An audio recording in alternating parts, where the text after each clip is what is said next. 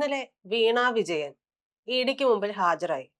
അപ്പോൾ ഒരു മാധ്യമം കൊടുത്ത വാർത്ത ഭർത്താവ് മുഹമ്മദ് റിയാസ് എംഎൽഎക്ക് ഒപ്പമാണ് ഹാജരായത് എന്നുള്ളതാണ്. അതിൽ എന്ത് പ്രാധാന്യമുണ്ട് എന്നുള്ളത് എനിക്കറിയില്ല. പക്ഷേ വായിച്ചു പോകുമ്പോൾ വീണ്ടും ചോദ്യം ചെയ്യൽ വരാനുള്ള സാധ്യതകളുണ്ട് എന്ന് പറയുന്നു. മൊഴികളിൽ വൈരുദ്ധ്യമുണ്ട് എന്ന് പറയുന്നു. അപ്പൊ വീണ്ടും വീണയെ ചോദ്യം ചെയ്യാനുള്ള സാധ്യതകളുണ്ടോ?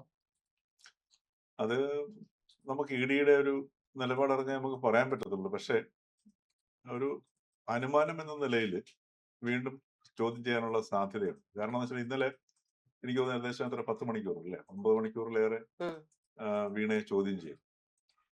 അപ്പോ അത്രയും നീണ്ടുപോയ ഒരു ചോദ്യം ചെയ്യലാണ് വേണ്ടി വന്നത്. ഇഡിക്ക് കൺവിൻസിങ് ആവുന്ന രീതിയിൽ, അല്ലെങ്കിൽ ഇഡിക്ക് ബോധ്യമാവുന്ന രീതിയിൽ ഒരു മറുപടി കൊടുത്തിരുന്നു എങ്കിൽ, അല്ലെങ്കിൽ ഇഡിക്ക് ബോധ്യമായിരുന്നുവെങ്കിൽ, അല്ലെങ്കിൽ വീണ ഏതെങ്കിലും തെളിവുകൾ കൈമാറിയിട്ടുണ്ടെങ്കിൽ, അത് ഇഡിക്ക് ബോധ്യമായിട്ടുണ്ടെങ്കിൽ അത്രയും ദീർഘനേരം പോകേണ്ട ഒരു ചോദ്യം ചെയ്യലുണ്ടോ എന്നൊരു ഒരു സാമാന്യ ബുദ്ധി അടിസ്ഥാനത്തിലുള്ള ഒരു ചിന്തയാണത്. കാര്യം അങ്ങനെ നമുക്ക് അതിനകത്ത് ഈ ഒരു അനുമാനത്തിൽ എത്താൻ കഴിയും. പിന്നെ മറ്റൊന്ന്, വളരെ പ്രഖ്യാപിതമായ രീതിയിൽ ഉദാഹരണത്തിന് വീണ വിജയൻ എടുത്തിരിക്കുന്ന ഒരു വളരെ പ്രഖ്യാപിതമായിട്ടുള്ള, വളരെയധികം ആവർത്തിച്ച് നമ്മൾ കേട്ടിട്ടുള്ള ഒരു നിലപാടുണ്ട്.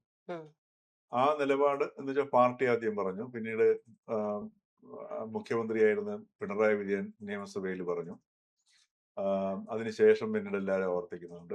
പാർട്ടിയുടെ അഖിലേന്ത്യാ സെക്രട്ടറി എം.എ. ബേബി പലതവണ ഇത് ആവർത്തിക്കുന്നുണ്ട്. അപ്പം വീണയുമായിട്ട് ബന്ധപ്പെട്ട് നിൽക്കുന്ന ആൾക്കാരും പാർട്ടിയുമെല്ലാം പ്രഖ്യാപിതമായിട്ടുള്ള ഒരു നിലപാട് ഇതിനകത്ത് സ്വീകരിച്ചിട്ടുണ്ട്. ഇതിനകത്ത് യാതൊരു വിധമായിട്ടുള്ള പിന്നെ മാസപ്പടിയോ അതല്ലെങ്കിൽ മറ്റേതെങ്കിലും കൈക്കൂലിയോ കോഴയോ ഒന്നുമല്ല. രണ്ട് കമ്പനികൾ തമ്മിൽ നടത്തിയ ഒരു ഇടപാടാണ്.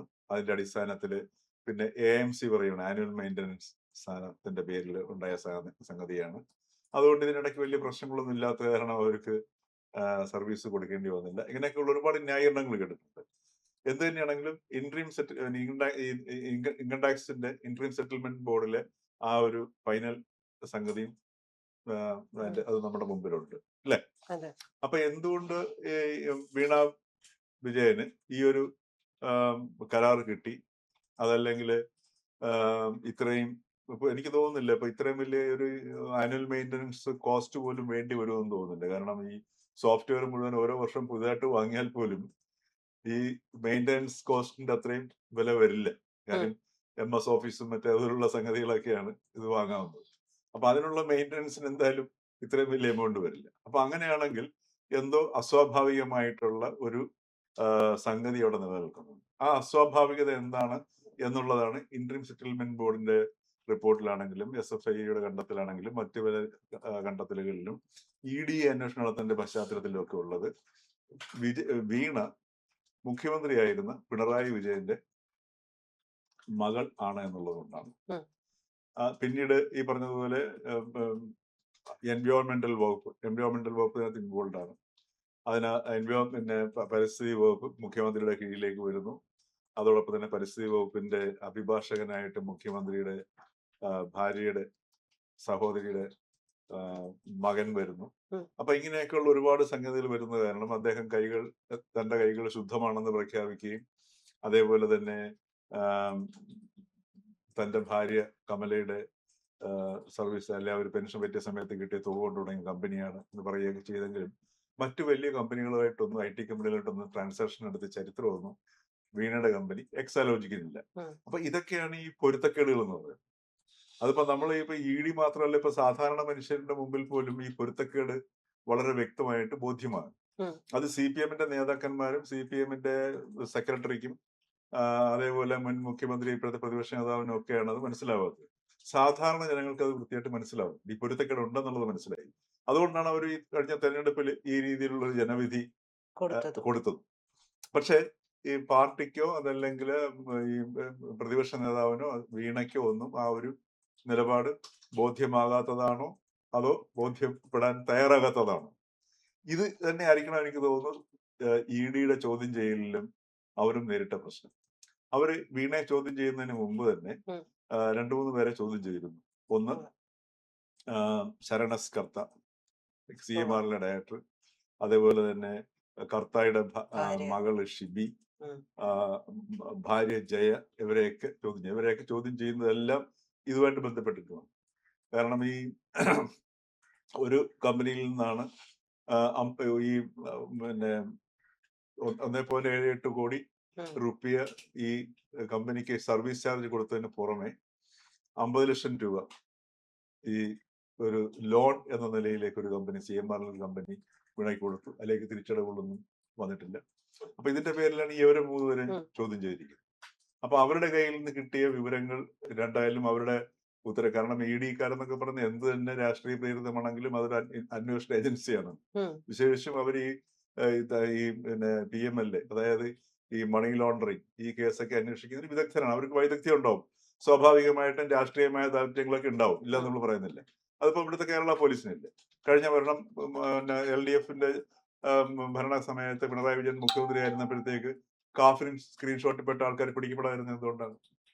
അത് പിണറായി വിജയന്റെ അല്ലെങ്കിൽ CPM-ന്റെ താല്പര്യപ്രകാരമാണ് ആ കാഫിർ സ്ക്രീൻഷോട്ട് പെട്ട ആൾക്കാർ പോലീസ് പിടിക്കായിരുന്നത്. എന്നാൽ അതേ പോലീസ് തന്നെയാണ് ഈ ഗവൺമെന്റ് നിന്നപ്പോൾ വടകരയിലെ DYFI നേതാവ് ജിതിൻ ഭാസ്കറിനെ അറസ്റ്റ് ചെയ്തിരിക്കുന്നത്. അപ്പൊ ഈ രാഷ്ട്രീയ താല്പര്യങ്ങളൊക്കെ ഉണ്ടാവും. പക്ഷെ എങ്കിലും നമ്മുടെ ജനായത്ത സംവിധാനം ആകുമ്പോൾ നിലവിലുള്ള സംവിധാനങ്ങളെ പൂർണ്ണമായിട്ട് നമുക്ക് തള്ളിക്കളയാൻ പറ്റത്തില്ല. അപ്പൊ ED ഈ ഒരു വിഷയത്തില് എത്ര രാഷ്ട്രീയ താല്പര്യം ഉണ്ടെങ്കിലും നമ്മൾ സാധാരണ ജനങ്ങൾക്ക് മനസ്സിലായിട്ടുള്ള ഈ ഒരു പൊരുത്തക്കേട്, ഈ പൊരുത്തക്കേടാണ് ED ഇപ്പൊ അന്വേഷിക്കുന്നത്. സർ, ഇതില് 2 കോടിയുടെ തട്ടിപ്പാണ് അന്വേഷിക്കുന്നതെന്ന് പറയുന്നുണ്ട്. എന്നാൽ ഇതിലും വലിയ തട്ടിപ്പുകൾ നടന്നിട്ടുള്ള സംഭവങ്ങളുണ്ട്. ഞാൻ ഇതിനെ ചെറുതായിട്ട് കാണുകയല്ല. പക്ഷെ അതേപോലെ ഡയറിയിൽ പേരുള്ള ഒരുപാട് പേരുണ്ട്. ഇവരുടെ ഒന്നും പുറകെ അന്വേഷണം പോയിട്ടില്ല എന്നുള്ളതല്ലേ സത്യം. അപ്പോ അങ്ങനെയാണ് എന്നുണ്ടെങ്കിൽ ഇപ്പൊ ഈ തുകയും പറ്റിയിട്ട് ED അന്വേഷിക്കണമെന്നുണ്ടെങ്കിൽ അത് രാഷ്ട്രീയ പ്രേരിതം തന്നെയല്ലേ? ഏതാണ്? ഇപ്പൊ ഇതിനകത്ത് വീണയുടെ രാഷ്ട്രീയ പ്രേരിതം ഉണ്ടെന്ന് വെച്ചുള്ളൂ. പക്ഷെ അതിനു മുമ്പ് ഇൻകം ടാക്സിന്റെ ഇൻട്രീം സെറ്റിൽമെന്റ് ബോർഡിന്റെ റിപ്പോർട്ട് അവിടെ ഇല്ല. ഈ കേസ് തള്ളിക്കൊണ്ടല്ലേ. അതിനകത്ത് ചെയ്യാത്ത സേവനത്തിന് വേതനം കൊടുത്തു എന്നുള്ളത് വ്യക്തമായിട്ട് എഴുതി വെച്ചിരിക്കുകയാണ്. Money laundering. മനസ്സിലായോ? അപ്പൊ അതിനെ ബേസ് ചെയ്തിട്ടാണ് ഈ അന്വേഷണം പോകുന്നത്. സ്വാഭാവികമായിട്ടും രാഷ്ട്രീയ പ്രേരിതമായിട്ടുള്ള സംഗതി ഉണ്ടാവും. ഞാൻ ചോദിക്കുന്നത് എന്താ വെച്ചാല്, ഇതിലും വലിയ തുകകളുടെ അഴിമതിയും മണി ലോണ്ടറിങ്ങും ഒക്കെ നമ്മുടെ നാട്ടിൽ നടക്കുന്നുണ്ട്. അപ്പോ ഇവിടെ വീണയെ തന്നെ ലക്ഷ്യം വെച്ചുകൊണ്ടുള്ള ഒരു പ്രചാരണം നടക്കുന്നതായിട്ട് തോന്നുന്നുണ്ടോ? അല്ല, അവിടെയാണ് ആ പ്രചാരണം നടക്കുന്നത് എന്നുള്ളത് സത്യമാണെന്നിരിക്കട്ടെ. അതും സത്യമാണെന്ന് നമുക്ക് സമ്മതിക്കാം. പക്ഷെ ഈ ഒരു പൊരുത്തക്കേട് ഇതവിടെ നിൽക്കുകയാണ്, വലിയ അനോമലിയായിട്ട് നിൽക്കുകയാണ്. ഒരു കമ്പനി എന്തുകൊണ്ട് ഒരു മുഖ്യമന്ത്രിയുടെ മകൾക്ക് ചെയ്യാത്ത വേതനത്തിന് സേവനം കൊടുത്തു? മറ്റേത് അവർക്ക് പറഞ്ഞ ഇപ്പം ഈ പിന്നെ വലിയ എമൗണ്ട് വാങ്ങിയിട്ടുള്ള എല്ലാ രാഷ്ട്രീയ പാർട്ടികളുടെ നേതാക്കളുടെ പേരും ഈ ചുരുക്കപ്പേരിലുണ്ടല്ലോ. PV, OV അല്ല OC എന്നൊക്കെ പറഞ്ഞിട്ടുണ്ടല്ലോ. അവരെല്ലാം രാഷ്ട്രീയ പാർട്ടിക്ക് വേണ്ടി തങ്ങള് സംഭാവന സ്വീകരിച്ചിട്ടുണ്ടെന്ന് പറഞ്ഞു. അതുകൊണ്ട് ആ വിഷയം അവിടെ അവസാനിക്കുന്നില്ല. പക്ഷെ ഇവിടെ ഈ പറഞ്ഞതുപോലെ മണി ലോണ്ടറിങ് നടന്നതായിട്ടുള്ള വ്യക്തമായിട്ടൊരു തെളിവ് മുമ്പിൽ വന്നിരിക്കുന്നു. അതുകൊണ്ട് രാഷ്ട്രീയ പ്രേരിതമാണ് എന്ന് സമ്മതിക്കുമ്പോൾ തന്നെ ഇത് സാങ്കേതികമായിട്ട് ഇതൊരു വളരെ വ്യക്തമാക്കപ്പെട്ട ഒരു കേസാണ്. ഇനി ഇത് തെളിഞ്ഞു കഴിഞ്ഞാൽ മറ്റേതിലേക്ക് പോകില്ല എന്ന് നമുക്ക് പറയാൻ പറ്റത്തില്ല. അവരുടെ ഇപ്പൊ ഈ മറ്റ് 50 കോടി 70 കോടിയൊക്കെ ഇങ്ങനെ വാങ്ങിച്ചെന്നുള്ള ലിസ്റ്റിലുണ്ടല്ലോ. അപ്പൊ അതിലേക്ക് അന്വേഷണം നീളില്ല എന്ന് നമുക്ക് പറയാൻ പറ്റത്തില്ല. അതിലേക്ക് നീളേണ്ടതാണ്. അതെല്ലാം മണി ലോണ്ടറിങ് ആണ്, അല്ലെ? അപ്പൊ അതുകൊണ്ട് ഇവിടെ ഈ വ്യക്തമായിട്ടുള്ള ചില രേഖകൾ നമ്മുടെ മുമ്പിൽ നിൽക്കുന്നു. എന്തുകൊണ്ട് മുഖ്യമന്ത്രിയുടെ മകൾക്ക് ഉദാഹരണത്തിന് ഇപ്പം രമേശ് ചെന്നിത്തലയാണെങ്കിലും OC ആണെങ്കിലും അവർ പറഞ്ഞു രാഷ്ട്രീയ പ്രവർത്തനത്തിന്റെ ഭാഗമായിട്ട് ഞങ്ങൾക്ക് സംഭാവന സ്വീകരിച്ചിട്ടുണ്ടെന്ന് പറയുന്നു, അല്ലെ?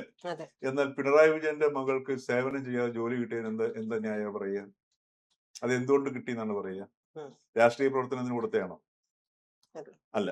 മറിച്ച് പിണറായി വിജയൻ മുഖ്യമന്ത്രി ആയതിന്റെ പേരിൽ തന്റെ മകൾക്ക് ഒരു കമ്പനി ഇത് കാശ് സേവനം വാങ്ങാതെ കൊടുത്തു. അവിടെയാണ് വിഷയം വരുന്നത്. ആ വിഷയമാണ്, അതിന്റെ മുമ്പിൽ രേഖകൾ വെച്ചിട്ടാണ് ഇപ്പൊ അന്വേഷണം നടക്കുന്നത്, അല്ലെ? അവിടെ കൃത്യമായ ഒരു അഴിമതിയാണ് വരുന്നത്. മറ്റേതും അഴിമതി തന്നെയാണെങ്കിൽ പോലും നമ്മൾ ഈ പറഞ്ഞതുപോലെ രാഷ്ട്രീയ പ്രവർത്തനത്തിന് വേണ്ടി കാശ് വാങ്ങി എന്നുള്ളൊരു ന്യായീകരണം, മുട്ടാപ്പൊക്കെ ന്യായീകരണമെങ്കിലും പറയാൻ പറ്റും. പക്ഷെ വീണയ്ക്ക് സേവനം പറ്റാതെ വേതനം കൊടുത്തിട്ടുണ്ടെങ്കിൽ അവിടെ കൃത്യമായ ഒരു സർക്കാർ സംവിധാനത്തിന്റെ അല്ലെങ്കിൽ ഒരു മുഖ്യമന്ത്രി എന്ന സ്ഥാനത്തെ ദുരുപയോഗം ചെയ്തുകൊണ്ട് അല്ലെങ്കിൽ ദുരുപയോഗം ചെയ്യിപ്പിക്കുക എന്ന ലക്ഷ്യം വെച്ചുകൊണ്ട് ഒരു കമ്പനി മകൾക്ക് കാശ് കൊടുക്കും. അതാണ് ഇവിടെ സംഭവിച്ചിരിക്കുന്നത്. അതിന്റെ രേഖകൾ, സംസാരിക്കുന്ന രേഖകൾ ഇഡിയുടെ മുമ്പിലും പൊതുസമൂഹത്തിന്റെ മുമ്പിലും നിലവിലുണ്ട്. അതിന്റെ അടിസ്ഥാനത്തിലാണ് ഈ 3 പേരെ ചോദ്യം ചെയ്തത്. കർത്തായുടെ മകനെ ചോദ്യം ചെയ്തു, മകളെ ചോദ്യം ചെയ്തു, ഒടുവിൽ ഭാര്യയെ ചോദ്യം ചെയ്തു.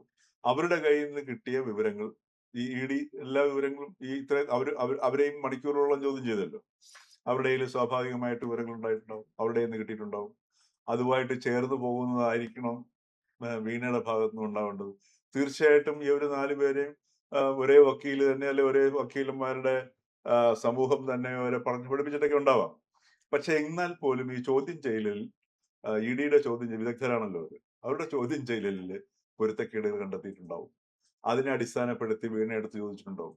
ഈ 3 പേരിൽ നിന്നും ഇഡി കളക്ട് ചെയ്തിട്ടുള്ള വിവരങ്ങളുടെ അടിസ്ഥാനത്തിൽ ചോദ്യങ്ങൾ ചോദിച്ചിട്ടുണ്ടാവുക, ഉത്തരം പറയേണ്ടി വരിക വീണയായിരിക്കും. കാരണം വീണയാണ് റെസിപ്പിയന്റ്. അപ്പൊ അവിടെ പൊരുത്തക്കേടുകൾ ഉണ്ടായിട്ടുണ്ടെങ്കിൽ സ്വാഭാവികമായിട്ടും ഇതെല്ലാം സ്റ്റഡി ചെയ്തതിനു ശേഷം, ഈ 3 പേരുടെ മൊഴിയും വീണയുടെ മൊഴിയും പഠിച്ചതിന് ശേഷം തീർച്ചയായിട്ടും വീണ്ടും പൊരുത്തക്കേടുകൾ ഉണ്ടെങ്കിൽ വീണയെ തിരിച്ച് വീണ്ടും ഇഡി ചോദ്യം ചെയ്യാനുള്ള സാധ്യത അവിടെ നിലനിൽക്കുകയാണ്. ആ ചോദ്യം ചിലപ്പോൾ നിർണായകമായെന്നിരിക്കാം. കാര്യം ഈ 4 പേരുടെയും മൊഴികളുമുണ്ട്, ഇല്ലേ? ആ 4 പേരുടെയും മൊഴികൾ, അല്ലെങ്കിൽ 3 പേരുടെയും മൊഴികൾ വീണയുടെ മൊഴിയുമായിട്ടാണ് പൊരുത്തപ്പെടേണ്ടത്. അതല്ലെങ്കിൽ വീണയുടെ മൊഴി ഈ 3 പേരുടെ മൊഴികളുമായിട്ടും പൊരുത്തപ്പെടണം. ഇത് പൊരുത്തപ്പെട്ടില്ല എന്നുണ്ടെങ്കിൽ അടുത്ത ചോദ്യം ചെയ്യലിലേക്ക് കിടക്കും. അവിടെ കൃത്യമായ കൂടുതൽ സ്പെസിഫിക് ആയിട്ടുള്ള ചോദ്യങ്ങൾ വരികയും ആ ചോദ്യങ്ങൾക്ക് കൃത്യമായിട്ടുള്ള മറുപടി വീണയ്ക്ക് കൊടുക്കാൻ കഴിയുകയും ചെയ്തില്ല എങ്കിൽ, ഇഡിക്കും ചില അധികാരങ്ങളൊക്കെ ഉണ്ട്, അവിടെ നമുക്കൊന്നും പറയാൻ പറ്റത്തില്ല. എന്താണ് സംഭവിക്കാൻ പറയാൻ പറ്റുന്നില്ല. ഇഡി ഇനി അറസ്റ്റിലേക്ക് പോകുമോ ഇല്ലയോ അതൊന്നും നമുക്ക് പറയാൻ പറ്റത്തില്ല. പക്ഷെ ആ 2ാം ഘട്ട വീണയുടെ ചോദ്യം ചെയ്യൽ എന്ന് പറയുന്നത് നിർണായകമായിരിക്കും.